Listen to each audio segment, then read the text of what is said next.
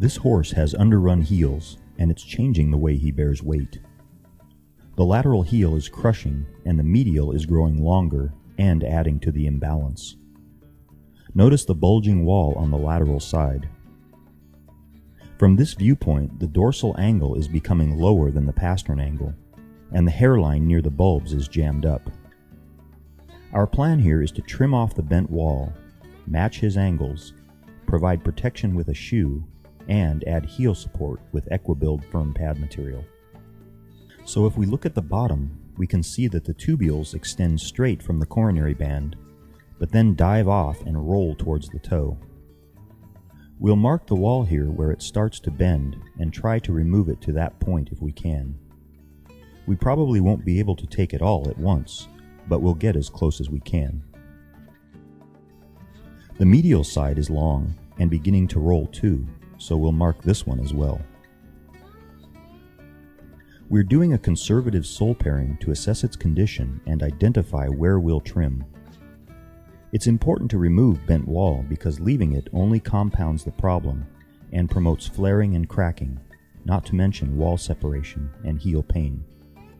After our initial trim, you can see the horse is already bearing weight more evenly, and the walls are straighter where they contact the ground.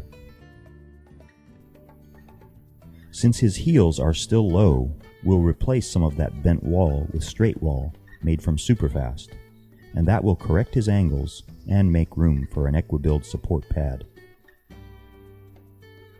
We'll take some of the excess bulk from the dorsal wall without changing the shape of the toe, and clean the horn around the heels. Prepare the cartridge according to directions. Take a bite with nippers on the scored line, spin 90 degrees, and cut through cleanly. Equalize the cartridge by dispensing a small amount into the bag. Attach the mix tip with a quarter turn clockwise. Dry the foot with a heat gun for 40 to 60 seconds.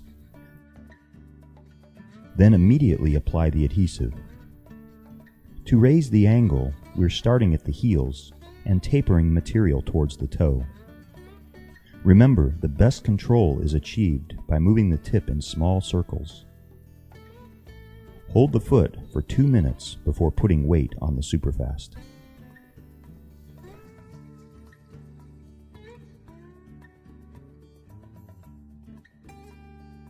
Level and taper the material with a rasp after about 5 minutes, or when the material is losing most of its heat.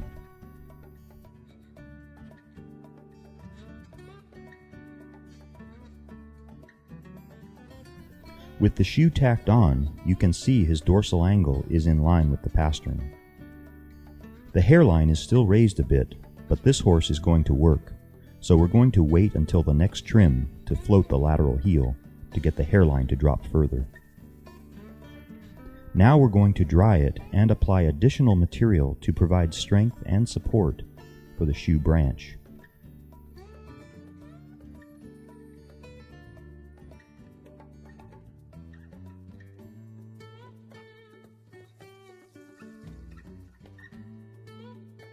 Then we'll dress it with a rasp.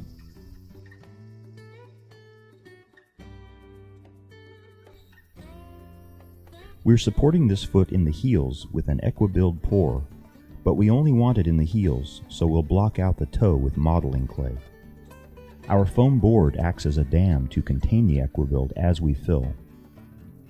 Since we want this pad to be level with the shoe, we'll hold it the full 4 minutes before putting weight on it.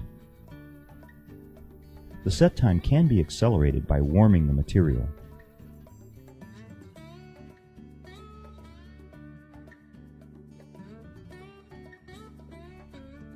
Once the material stops moving under palm pressure, the foot can be set down.